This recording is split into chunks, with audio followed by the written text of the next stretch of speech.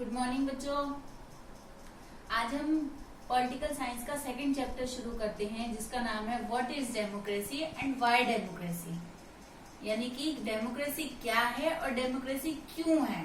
इसका सबसे पहला पॉइंट है democracy is a form of government in which rulers are elected by the people. यानी कि डेमोक्रेसी एक ऐसी सरकार है जहाँ पे रूलर्स को लोग जो हैं वो चुनते हैं। कौन चुनते हैं? लोग चुनते हैं। अब देखो एक दो एग्जांपल में बताते हैं। जैसे कि म्यांमार में किसका रूल था? आर्मी का रूल था।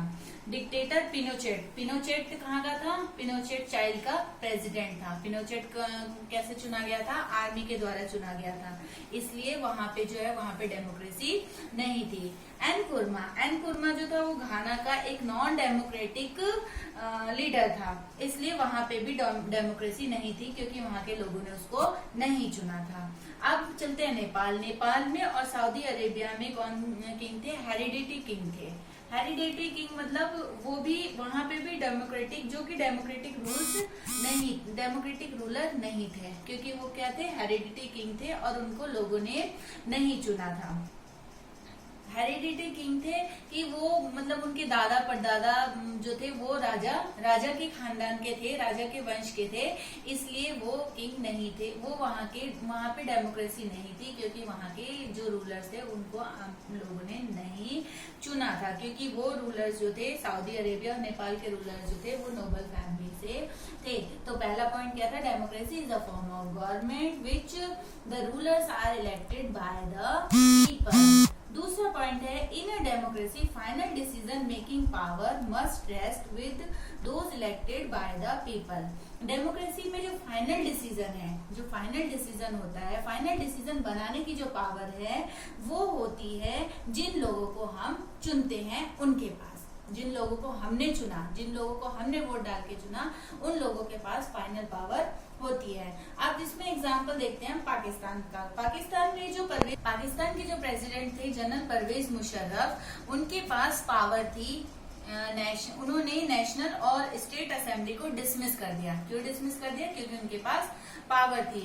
और जो परवेज मुशर्रफ थे वो कौन थे? वो आर्मी के जनरल थे और वो वहां पे खुद ही प्रेसिडेंट बन गए थे। यानी कि उनको लोगों ने वहां नहीं चुना था लेकिन उनके पास जो फाइनल डिसीजन की पावर थी वो उनके पास थी। इसलिए हम उसको भी डेमोक्रेसी नहीं कह सकते।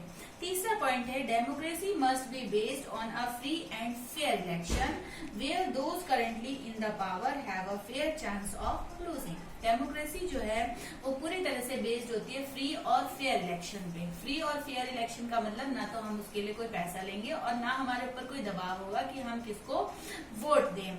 और इसमें पूरी संभावना होती है कि जो लीडर्स इस समय सत्ता में हैं वो अगली बार हार भी सकते हैं। इसमें हम एग्जांपल देखते हैं चाइना में इलेक्शंस होते हैं पार्लियामेंट के और यहाँ के जो कैंडिडेट हैं वो जो कैंडिडेट यहाँ पे खड़े होते हैं वो सारे कैंडिडेट होते हैं चाइनीज कम्युनिस्ट पार्टी के या चाइनीज कम्युनिस्ट पार्टी की जो एलाइज पार्टीज हैं। यानी उससे वहाँ की जो छोटी पार्टीज हैं वो सारी पार्टी चाइनीज कम्युनिस्ट पार्टी की ही पार्टीज हैं और जितने भी मेंबर यहाँ खड़े होते हैं वो सारे इसी पार्टी के होते हैं। तो इसलिए चाइना में भी डेमोक्रेसी नहीं है क्योंकि यहाँ के जो इलेक्शंस हैं वो फ्री और फेयर इलेक्शन नहीं होते। अब एक देखते हैं मैक्सिको में इलेक्शंस तो होते हैं हर 6 साल के बाद, लेकिन 1980 से लेकर के और अभी तक वहाँ पे किसकी सरकार है? पीआरआई पार्टी की सरकार है और हर 6 साल के बाद इन्हीं की सरकार आ जाती है। क्यों इनकी सरकार आती है? अरे ये तो नॉर्मल सी बात है। ये लोग क्या करते हैं?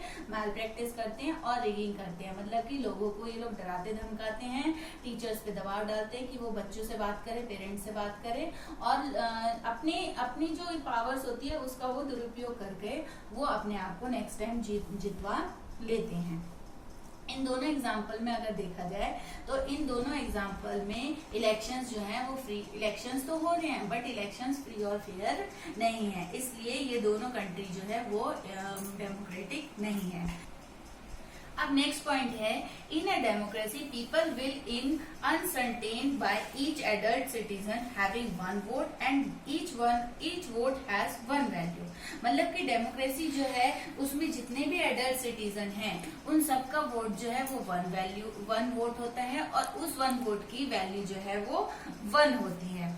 ये भी एक डेमोक्रेसी का फीचर है। जैसे कि अब इसमें एग्जांपल हम देखते हैं, सऊदी अरेबिया, एस्टोनिया और फिजी, ये कुछ ऐसे देश हैं जहाँ के लोगों को वोट के अधिकार प्रॉपर नहीं दिए गए हैं। वहाँ पे बहुत सारे सेक्शंस ऐसे हैं या वहाँ की पॉपुलेशन की वजह से वहाँ के लोगों को जो है प्रॉपर अधिकार नहीं मिले हुए हैं। कुछ लोगों को कहीं कहीं जो है वुमेन्स को वोट देने का अधिकार नहीं है, कहीं जो दूसरे बाहर से देश से लोग आ रखे हैं उनको वोट देने का अधिकार नहीं है। इसलिए इन कंट्रीज को भी हम डेमोक्रेटिक नहीं कह सकते। नेक्स्ट है, democratic government rules with in limit set bye constitution and citizen right.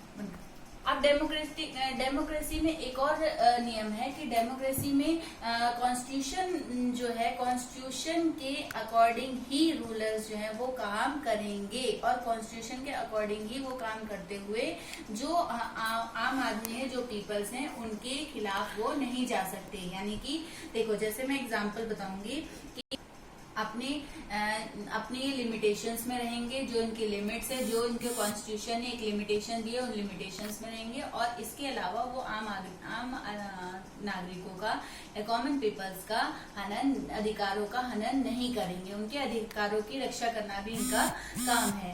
अब इसमें एक एग्जांपल लेते हैं जिम्बाब्वे का। जिम्बाब्वे के प्रेसिडेंट थे रॉबर्ट मुगाबे। रॉबर्ट मुगाबे जो थे वो वहाँ के प्रेसिडेंट थे और पिछले 38 ईयर से वो वहाँ पे प्रेसिडेंट बने हुए थे। लेकिन बहुत सारे ऐसे इंसिडेंट थे, उनका बिहेवियर, उनके जो काम थे वो ऐसे हो गए थे कि वो लॉ के खिलाफ हो गए थे और अनडेमोक्रेटिक काम वो करने लगे थे। जैसे कि हमारे देश में आप देख लो कि जब सरकार बनने का टाइम आता है, इलेक्शन का टाइम आता है, तब नेता हमारे घर आ जाते हैं और हाथ जोड़ के कहते हैं हमें वोट दो, हम आपको ये देंगे वो देंगे, और हमें वादे करते हैं। लेकिन अगर वो अपने वादों को इलेक्शन के जीतने के बाद में पूरा नहीं करते तो ये उनके नियमों के खिलाफ हैं। उनको अपने वादे पूरे करने चाहिए।